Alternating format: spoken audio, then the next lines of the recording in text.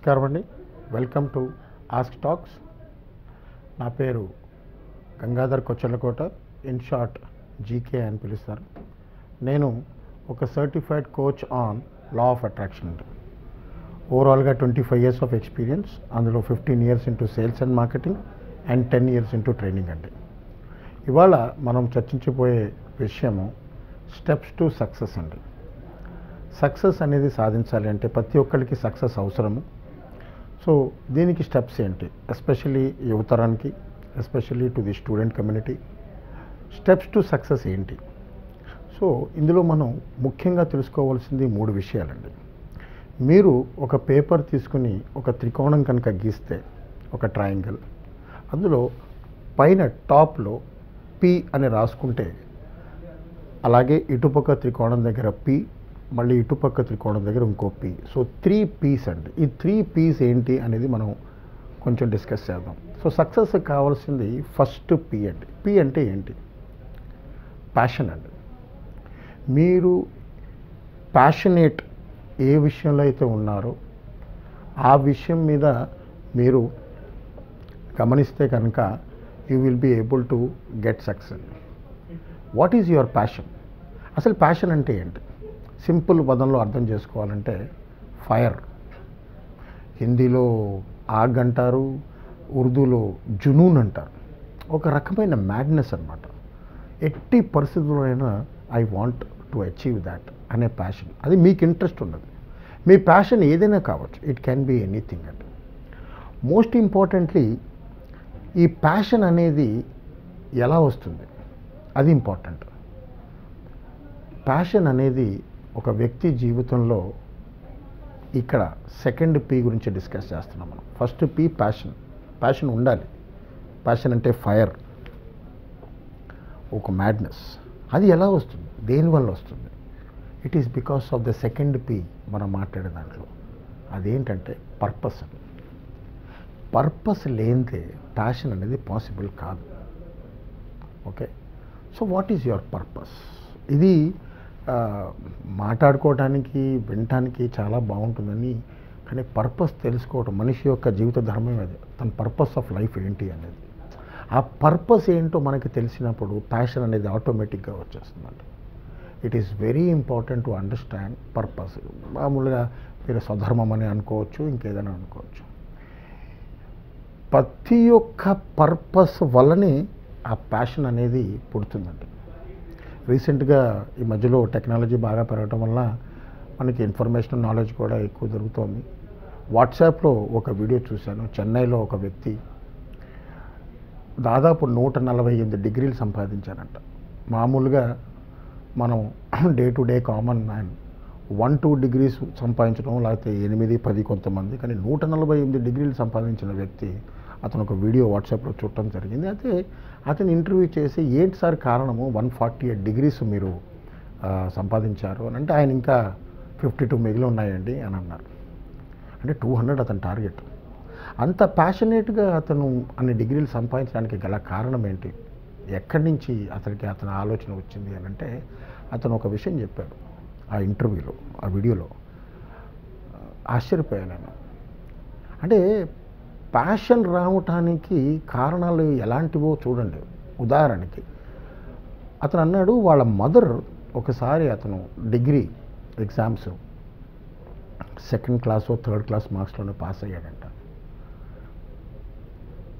Marks results వచ్చాక వాళ్ళ తల్లి దగ్గరికి వెళ్ళి, అతను అమ్మాయిల డిగ్రీ పాస్ అయ్యాను అని అంటే, డిస్టింక్షన్లో పాస్ అవ్వలేదని, లేకపోతే అయ్యో నా కొడుకు ఇంత తక్కువ మార్కులతో పాస్ అయ్యాడు, ఫెయిల్ అవ్వలేదు, పాస్ అయ్యాడు, ఇంత తక్కువ మార్కులతో పాస్ అయ్యాడు, ఎలా జీవితం గడుస్తుందో, ఇంత కాంపిటేటివ్ వరల్డ్లో ఎడ్యుకేషన్లో మార్క్స్ సరిగ్గా రాకపోతే ఎలాగా, తల్లి పడే ఆవేదన, బాధన ఆవిడున్నది. ఆవిడ కంటమట్టు నీళ్లు చూసి అతనికి మనసు చివుక్కుమని, నా జీవితంలో మళ్ళీ నా తల్లి కంటమట్టు నీళ్లు పెట్టుకోకూడదు, నా తల్లికి నేను గర్వకారణం అవ్వాలి, ఏ చదువు వల్ల అయితే నా కంటి తడపెట్టుకుందో నా తల్లి, అదే చదువు వల్ల మా అమ్మ మొహంలో మళ్ళీ ఆనందం చిగురిస్తానని చెప్పి అనేది తన ప్యాషన్ కింద పెట్టుకుని, అది తన పర్పస్ అయిపోయింది. ఏమిటి తన పర్పస్? నా తల్లి మళ్ళీ జీవితంలో ఎప్పుడు ఈ ఆందోళనకి గురి కానీ కావడం, ఇలా ఏడవటం కానీ, అది కూడా నా చదువు గురించి, అది అతను పర్పస్ కింద పెట్టుకున్నాడు. ప్యాషన్ కింద మారింది, చదివేశాడు, 148 డిగ్రీలు సంపాదించాడు. సో మీలో పర్పస్ ఏమిటి? మీ దైనందిన జీవితంలో, మీ లైఫ్లో మీరు ఏమనుకుంటున్నారు? ఏదైనా తీసుకోవచ్చు. అది మీ ప్యాషన్ కింద మారిన రోజుని you will be able to see success. So most important is passion. Passion is because of purpose only. Purpose లేదే ప్యాషన్ రాదు. మూడో పి మిగిలి ఉంది. ఇదేమిటి? It is called perseverance. Perseverance అంటే సింపుల్గా కంటిన్యూటీ. ఈ ఫైర్ అని ఏదైతే అన్నామో ప్యాషన్ నీటి బుడగలా ఉండకూడదు. వర్షం పడినప్పుడు మీరు చూడొచ్చు, బుడగలు వస్తూ ఉంటాయి వాటర్లో, క్షణభంగురం, సెకండ్స్ కూడా నిలబడదు. ఈ ప్యాషన్ అనేది అలా ఉండకూడదు. It has to be continuous. New year resolution చూస్తూ ఉంటాం మనం చాలాసార్లు. 31 డిసెంబర్ రాగానే తెల్లారి నుంచి నేను మారిపోతాను, నేను ఇది చేస్తాను, అది చేస్తాను అంటుంది. ఇవన్నీ దిస్ ఆర్ ఆల్ టెంపరీ అండి. This are not permanent resolutions. ఇవన్నీ ఓకే, పీపుల్ ఎవరైతే కంటిన్యూ చేస్తారో దట్ ఈస్ గుడ్. బట్ ఆ న్యూ ఇయర్ రెజల్యూషన్లో ఉండడు. 3 రోజుల తర్వాత మర్చిపోతాం మనం పెట్టుకున్న రెజల్యూషన్స్ మనకి. బట్ సక్సెస్ఫుల్ కావాలంటే ప్యాషన్ అనేది అలా న్యూ ఇయర్ రెజల్యూషన్ కింద మారకూడదండి. సాధించేవాళ్ళు అన్యదా అనుకోండి, but most of the times అన్ని రెజల్యూషన్ తీసుకున్న వాళ్ళు ఫెయిల్ అయిపోతూ ఉంటారు. సో పర్సిస్టెన్సీ అనేది చాలా ఇంపార్టెంట్. మీకు ఏదైతే ఫైర్ ఉందో టిల్ ద టైమ్ మీరు ఆ గోల్ రీచ్ అయ్యే వరకు you should not be living it, your passion. And passion అనేది పర్పస్ వల్ల వస్తుంది. సో 3 ఇంపార్టెంట్ థింగ్స్ మనం స్టెప్స్ టు సక్సెస్లో నేర్చుకున్నాం. P passion, first P. Second passion purpose వల్ల వస్తుంది. థర్డ్ అది పర్సిస్టెంట్గా ఉండాలి. ఈ 3తో పాటు ఇంకోటి ఇంపార్టెంట్ ఉండాలండి. మీరు ఏ రంగంలో అయితే ఈ ప్యాషన్ ఎంచుకున్నారో, ఏ రంగంలో అయితే మీ పర్పస్ పుట్టిందో, ఏ రంగంలో అయితే మీ పర్పస్ మీరు తెలుసుకున్నారో, అది తెలుసుకున్నాక మీకు 4 ఇంపార్టెంట్ థింగ్స్ కావాలి. దాన్ని మనము KASH అని నిలువుగా రాసుకోవచ్చు. KASHలో ఫస్ట్ K ఈజ్ నాలెడ్జ్ అండి. మీరు ఏ రంగంలో అయితే ఎంచుకున్నారో ఆ రంగానికి సంబంధించిన, ఆ పనికి సంబంధించిన కంప్లీట్ నాలెడ్జ్, మాస్టర్ అవ్వాలి మీరు. అందులో సగం ఇన్ఫర్మేషన్ ఉండకూడదు. That is passion. ఆ నాలెడ్జ్ సంపాదించడమే మీకు ప్యాషన్ కింద మారాలి. అండ్ దాని తర్వాత వచ్చేది నెక్స్ట్ A, యాటిట్యూడ్. మీ యాటిట్యూడ్, మీ ఆలోచన సరళి ఎలా ఉంది, that is very very important. And తర్వాత వచ్చేది నెక్స్ట్ S, స్కిల్, నైపుణ్యం. అండ్ తర్వాత H, which is habit. Skill ఎలా వస్తుందండి? హ్యాబిట్ వల్లే వస్తుంది. Whatever you practise regularly which becomes your habit turns into a skill. So passion purpose వల్ల వచ్చింది, అది పర్సిస్టెంట్గా ఉంటే సరిపోదు. దాంతోపాటు ఈ KASH knowledge, attitude, skills and habits. ప్రపంచవ్యాప్తంగా ఏ ట్రైనర్, మోటివేషనల్ స్పీకర్ కానివ్వండి, స్పిరిచువల్ స్పీకర్ కానివ్వండి, ఎవరైనా కానివ్వండి, నేను కానివ్వండి, ఎవరైనా కానివ్వండి, ట్రైనింగ్ అనే పదం వచ్చినప్పుడు ఈ 4 టాపిక్స్ మీద మాట్లాడతారండి. ఇంతకన్నా ట్రైనింగ్లో మాట్లాడటానికి ఏం లేదు. ఆ ట్రైనర్ ఈధర్ నాలెడ్జ్ గురించైనా మాట్లాడతారు, లేకపోతే యాటిట్యూడ్ గురించైనా మాట్లాడతాడు, లేకపోతే స్కిల్స్ ఎలా పెంచుకోవాలి, లేకపోతే హ్యాబిట్స్ ఎలాంటివి ఉండాలి స్కిల్స్ పెంచుకోవడానికి. ఇప్పుడు ప్రస్తుతం నేను మీతో మాట్లాడేది నాలెడ్జ్. KASHలో నాలెడ్జ్. స్టెప్ టు సక్సెస్కి నాలెడ్జ్ ఏంటి ఉండాలి, అందులో మళ్ళీ ఇంకా డీప్గా స్టెప్స్కి వెళ్తున్నాం.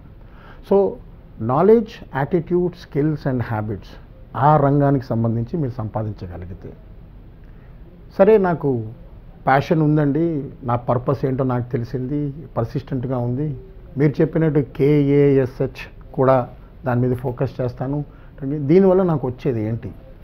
సింపుల్ అండి. KASH మీరు పాటిస్తే, మీరు దాని మీద ఫోకస్ చేస్తే ఈజ్ ఈక్వల్ టు మీకు వచ్చేది CASH అండి, cash. As simple as that. So ఇక్కడ CASH క్యాష్ మనం అందరూ పనిచేసే దానికి గురించేగా.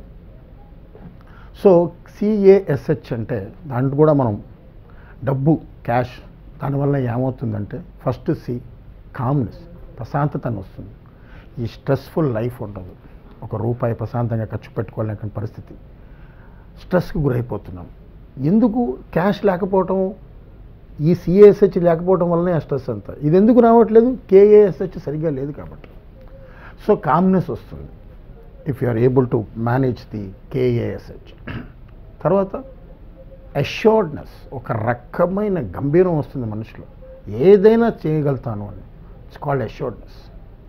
తర్వాత ఎస్, డబ్బున్నవాడు చాలా ధనికులు. If you see the very very rich, stinking rich people అంటారు వాళ్ళని, they are all actually very sweet people అండి. They are very sweet people.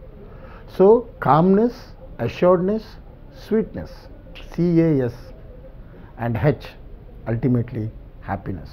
You become successful, you become happy in life. Thank you very much.